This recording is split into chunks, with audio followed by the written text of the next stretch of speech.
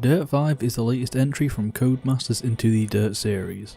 I played a lot of Dirt 2 before it got deleted off the face of the earth back in the PS3 era. It was my first introduction to the rally racing genre, and also the more sim-style racing, as most racing games I played were the more Need for Speed drift around every corner with these type of game. Dirt 5 is one of the first to make the jump into the new consoles. The game so far has been met with mixed reviews, so let's see how it is.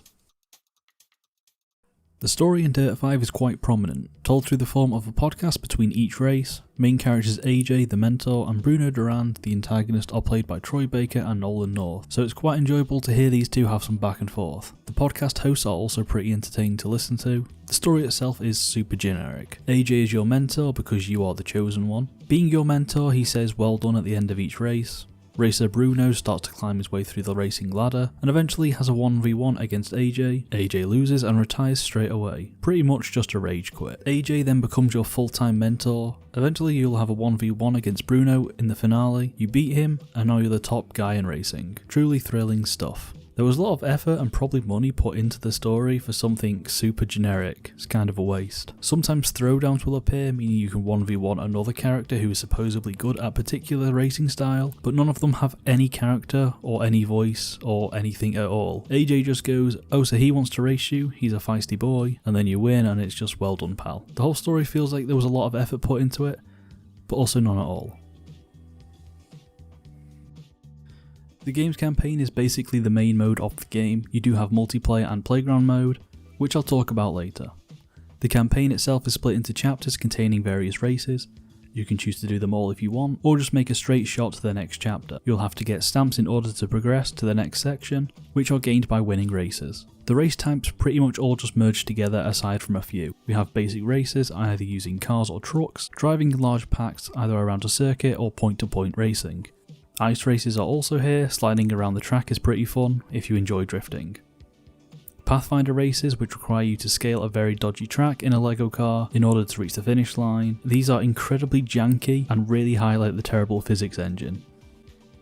Gankinaka are stunt races which require you to do some fancy drifting, jumps or donuts, or you can just do the easy strat of getting a ×2 multiplier and just spin. This gets you 3 stars really easy. Not very engaging, but very dizzying. Finally, we have sprint races, which can fuck right off. These put you in a car that can only turn left, and I will never understand how you actually do these. Sometimes they'll have mercy on you and put you in a regular car, but for the most part you're stuck in these weird vehicles.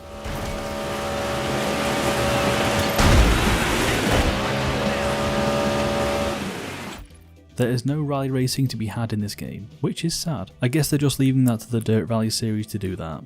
Throwdowns will pit you in a 1v1, as I stated earlier, against a racer with 0 personality in a particular type of race. These don't feel very exciting or interesting, since the opponent has no personality whatsoever. It's just a very boring race against one other person.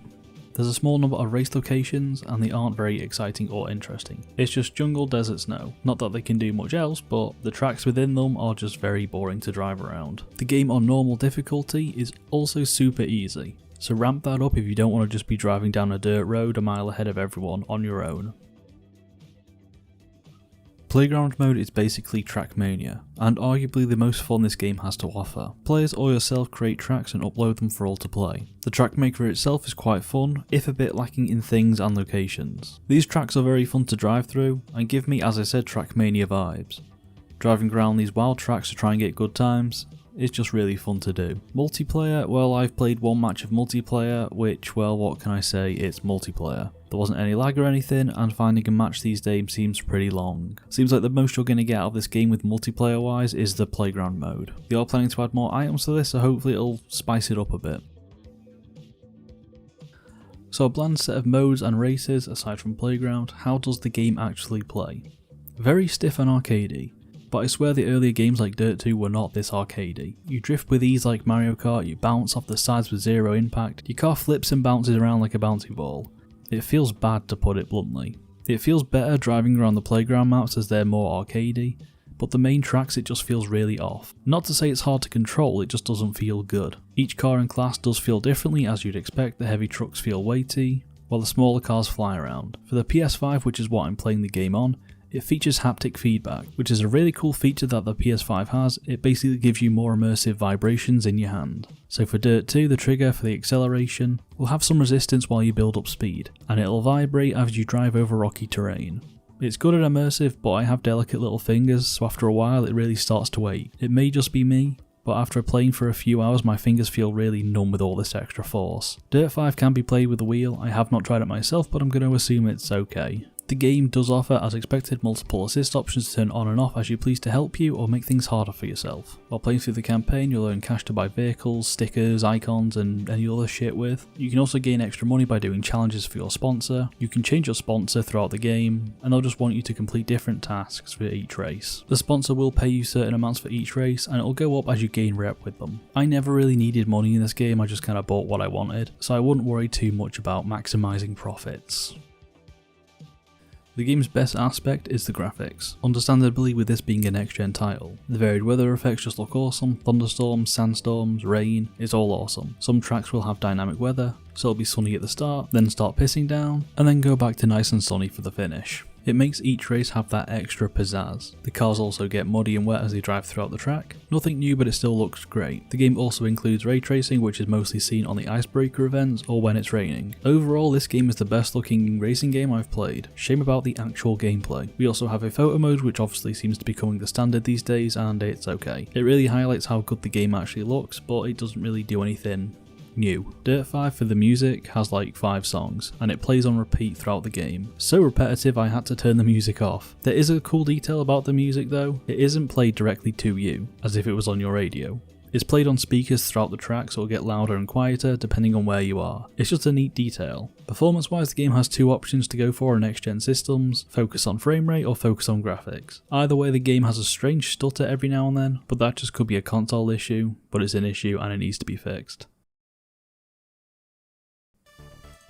Overall, Dirt 5 is a super underwhelming step into the next generation. It's very pretty, enjoyable enough story moments, but the game at its core is just super bland. Everything just blends together and nothing feels truly memorable as it did in Dirt 2. The playground mode is the best thing about the game, but even that is lacking. If you want a super arcadey Dirt game, then go for it, but if you want your brain to actually engage in something, I'd say give it a miss or get it on a heavy discount. The developers I believe are now owned by EA, so Dirt Looter Shooter Battle Royale coming soon.